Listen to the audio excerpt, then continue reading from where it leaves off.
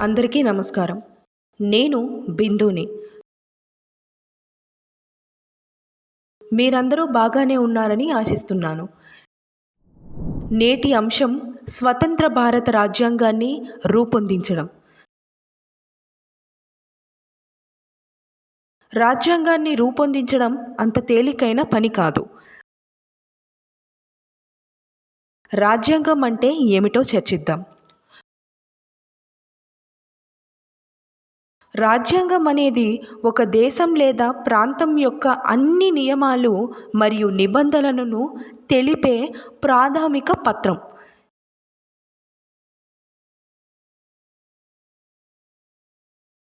ప్రతి దేశానికి దాని రాజ్యాంగం ఉంటుంది. రాజ్యాంగ చెల్లుబాటు అయ్యే పాయింట్లను లీగల్ పాయింట్లు అంటారు. రాజ్యాంగాన్ని రూపొందించిన నేపథ్యాన్ని చూద్దాం.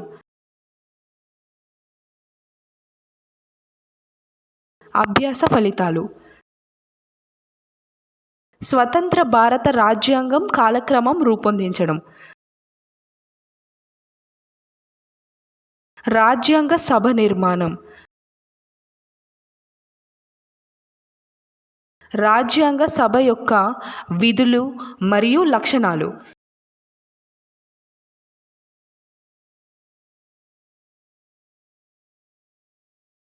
ముసాయిదా కమిటీ.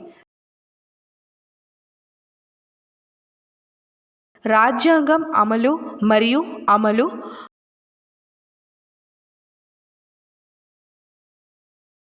పార్లమెంటరీ వ్యవస్థ. కీలక పదాలు.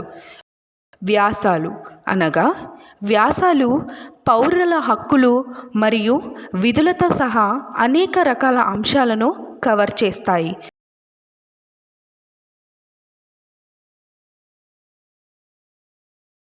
రాజ్యాంగ సభ అనగా రాజ్యాంగ సభ అనేది దేశాన్ని మార్చడానికి ఎన్నుకోబడిన ప్రతినిధుల సంఘం.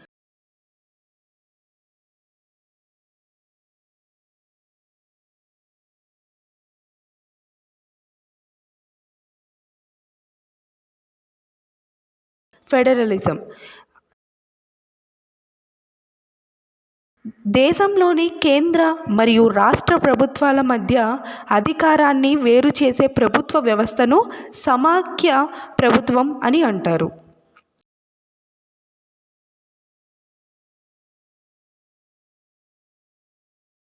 షెడ్యూళ్ళు. ఒక ప్రక్రియ లేదా ప్రక్రియను నిర్వహించడం కోసం ఒక ప్రణాళిక, ఉద్దేశించిన ఈవెంట్లు మరియు సమయాల జాబితాను అందిస్తుంది. సెక్యులరిజం. ప్రభుత్వాన్ని ప్రభావితం చేయడానికి మతాన్ని అనుమతించని సామాజిక సంస్థ వ్యవస్థ.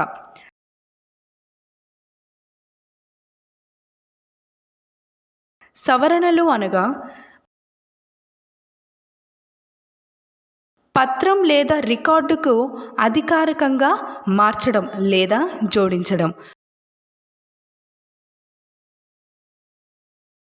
ముసాయిదా కమిటీ.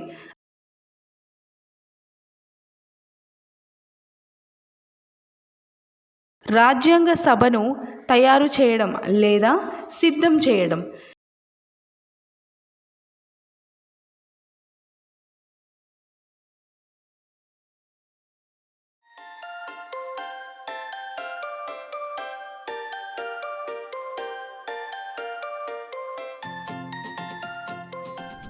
స్వతంత్ర భారత రాజ్యాంగాన్ని రూపొందించడం కాలక్రమం.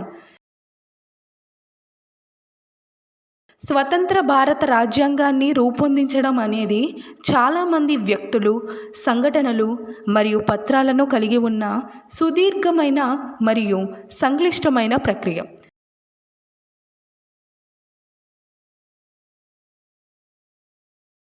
1996 డిసెంబర్ 13న జవహర్లాల్ నెహ్రూ రాజ్యాంగ సభలో లక్ష్యాల తీర్మానాన్ని ప్రవేశపెట్టినప్పుడు ఈ విధి అధికారికంగా ప్రారంభమైంది.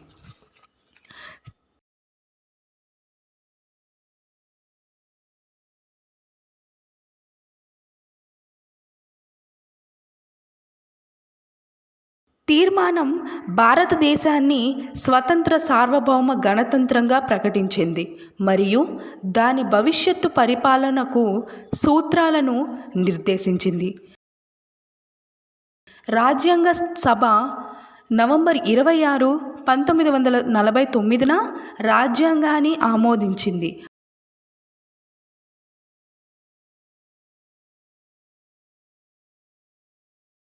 మరియు ఇది జనవరి 26, 1950 నుండి అమలులోకి వచ్చింది. భారతదేశాన్ని సార్వభౌమ ప్రజాస్వామ్య గణతంత్రంగా మార్చింది.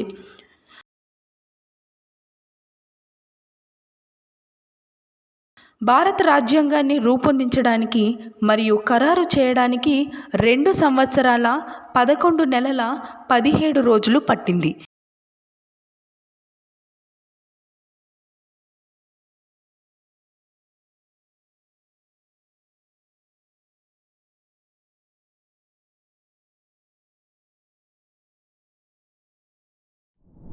ఇది ప్రపంచంలోనే అత్యంత సుదీర్ఘంగా రాయబడిన జాతీయ రాజ్యాంగం.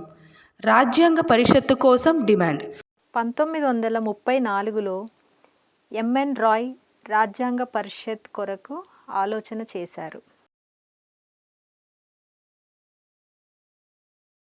1938లో జవహర్లాల్ నెహ్రూ రాజ్యాంగ సభ తప్పనిసరిగా ఎన్నుకోబడిన సభ్యులు కలిగి ఉండాలని ప్రకటించారు.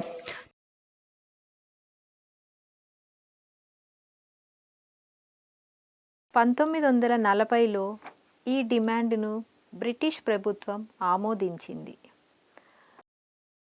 1942లో సర్ స్టాన్ఫోర్డ్ క్లిప్స్ హిందువులు మరియు ముస్లింల కోసం స్వతంత్ర దేశాల ఏర్పాటుకు ప్రతిపాదించారు.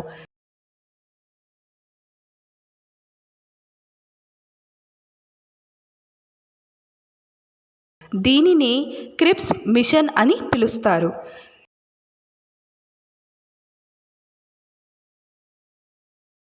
1946లో క్యాబినెట్ మిషన్ ఆధారంగా ఒక రాజ్యాంగ అసెంబ్లీ ఏర్పడింది.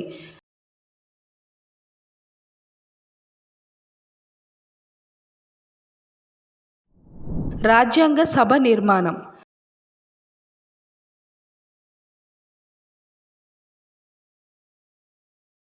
రాజ్యాంగ సభ ఒక నిర్దిష్ట నిర్మాణాన్ని కలిగి ఉంటుంది.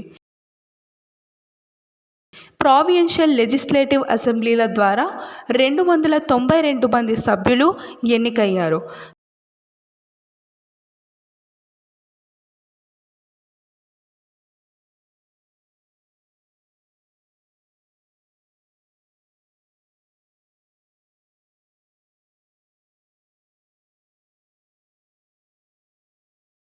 తొంభై 93 మంది సభ్యులు భారత రాచరిక రాష్ట్రాలకు ప్రాతినిధ్యం వహించారు.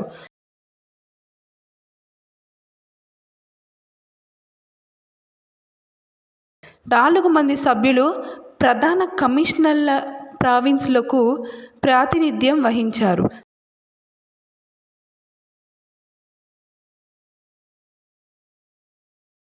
కాబట్టి రాజ్యాంగ సభ మొత్తం సభ్యత్వం మొదట్లో 389 కాగా నిర్ణయించబడింది.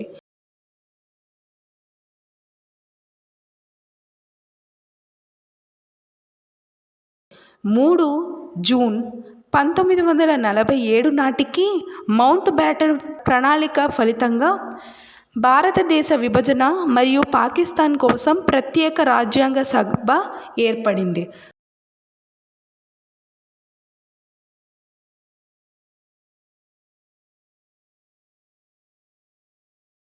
ఫలితంగా భారత రాజ్యాంగ సభ నుండి కొంతమంది ప్రతినిధులు తగ్గించబడ్డారు.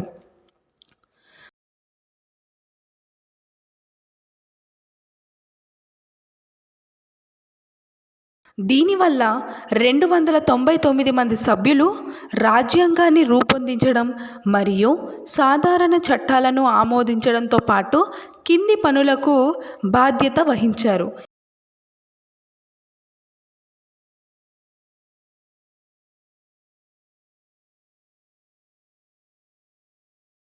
ఇది మే 1949లో కామన్వెల్త్ సభ్యత్వ నమోదును సరిదిద్దింది. జూలై 22, 1947న ఇది జాతీయ జెండాను ఆమోదించింది. జనవరి 24, 1950న ఇది జాతీయ గీతాన్ని ఆమోదించింది.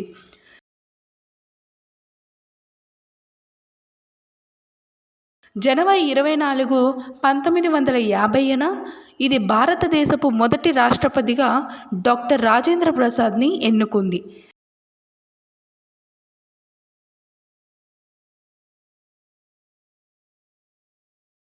రాజ్యాంగ పరిషత్ విధులు.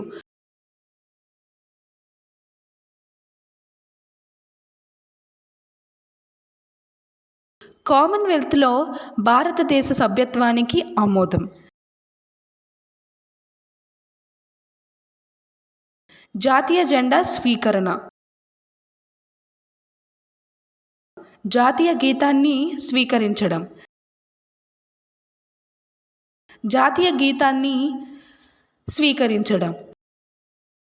రాజ్యాంగ సభ భారత రాజ్యాంగాన్ని రూపొందించింది మరియు విజయవంతమైన మరియు ప్రజాస్వామ్య భారతదేశానికి మార్గం సుగమం చేసింది.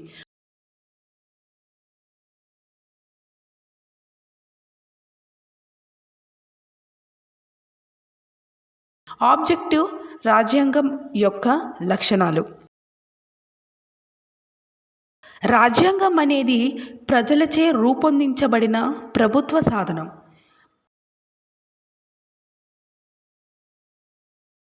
భారత రాజ్యాంగం యొక్క లక్ష్యాలలో సామాజిక, ఆర్థిక మరియు రాజకీయ న్యాయం మరియు రాజ్య ప్రమేయం లేకుండా ఏ మతం, ఏ ఉద్యోగం మరియు ఏ పనినైనా అనుసరించే స్వేచ్ఛ కూడా ఉన్నాయి.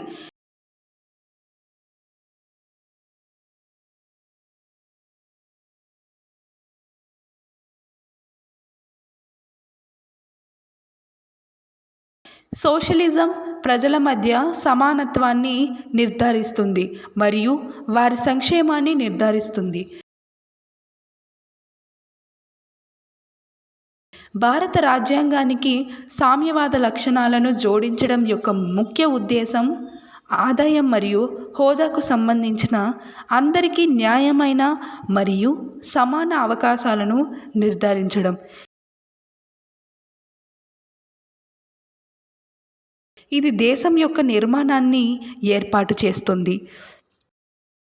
ఇది ప్రభుత్వ అధికారులు మరియు విధులను నియంత్రిస్తుంది. ఇది వ్యక్తుల హక్కులు మరియు కమిటీలను నిర్వచిస్తుంది. భారత రాజ్యాంగ ముసాయిదా కమిటీ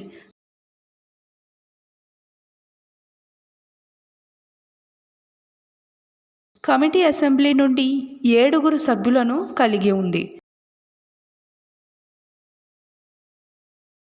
దీనికి బిఆర్ అంబేద్కర్ అధ్యక్షత వహించారు.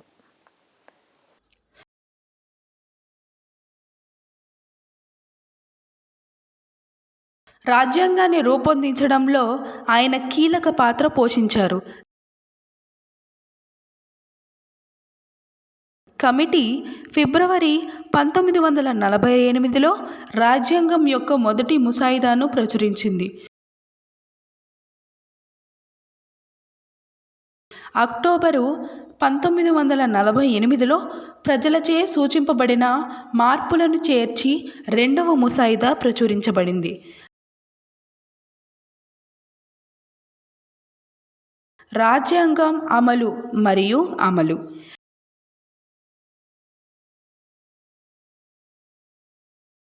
రాజ్యాంగం యొక్క తుది ముసాయిదా 1948లో అసెంబ్లీలో ప్రవేశపెట్టబడింది. తదుపరి పఠనాలు తరువాత రాజ్యాంగ పరిషత్ నవంబర్ 26, 1949న రాజ్యాంగాన్ని ఆమోదించింది మరియు తమకు తామే ఇచ్చారు.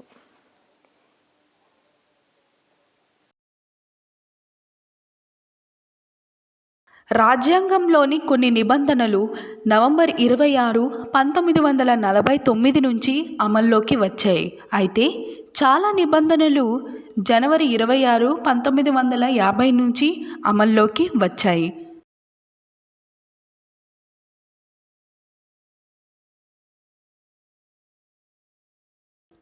జనవరి 26, 1950 రాజ్యాంగంలో దాని ప్రారంభ తేదీగా పేర్కొనబడింది.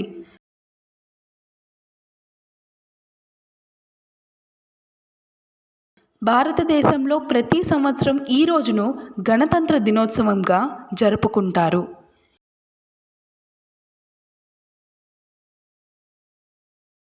జనవరి 26, 1930న ప్రారంభమైన పూర్ణ స్వరాజ్కి నివాళులర్పించేందుకు రాజ్యాంగ నిర్మాతలు ఈ రోజును ఎన్నుకున్నారు.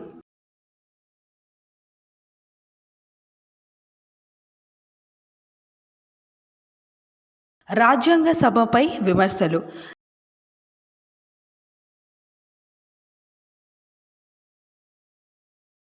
భారత రాజ్యాంగాన్ని రూపొందించిన సంస్థ రాజ్యాంగ సభ.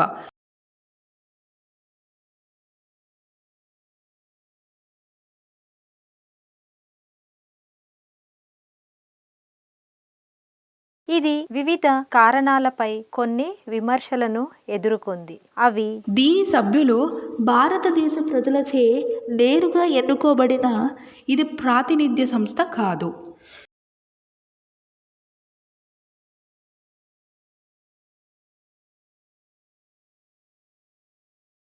ఇది హిందువుల ఆధిపత్యం మరియు భారతదేశ వైవిధ్యాన్ని ప్రతిబింబించలేదు.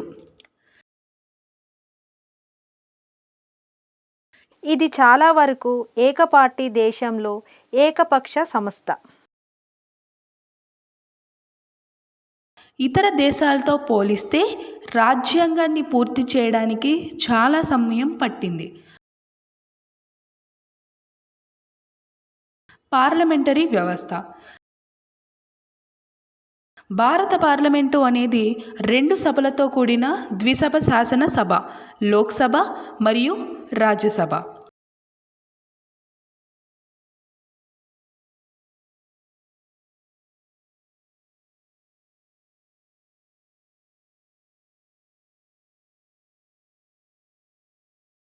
ప్రజలు నేరుగా ఓటింగ్ ప్రక్రియ ద్వారా లోక్సభ సభ్యులను ఎన్నుకుంటారు.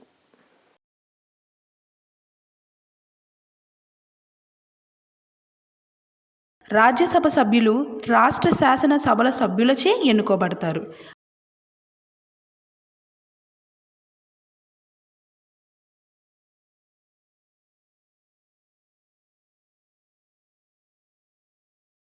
పార్లమెంట్ ఉభయ సభలు మరియు భారత రాష్ట్రపతిని కలిగి ఉంటుంది.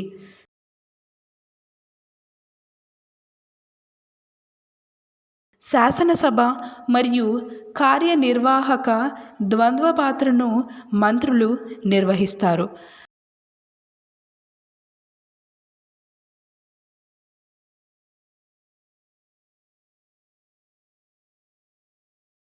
పార్లమెంటరీ వ్యవస్థ ప్రభుత్వంలో సమాజంలోని వివిధ వర్గాలకు ఎక్కువ ప్రాతినిధ్యం కల్పిస్తుంది.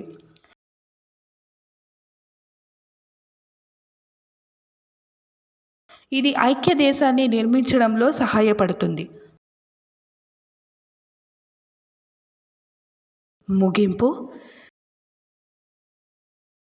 స్వాతంత్ర్యం తర్వాత రాజ్యాంగ అసెంబ్లీ మరియు రాజ్యాంగ రూపకల్పన జరిగింది. డ్రాఫ్ట్ కమిటీని డాక్టర్ బిఆర్ అంబేద్కర్ పర్యవేక్షించారు మరియు 26 నవంబర్ 1949న పూర్తి చేశారు, చివరగా రాజ్యాంగకర్తతో.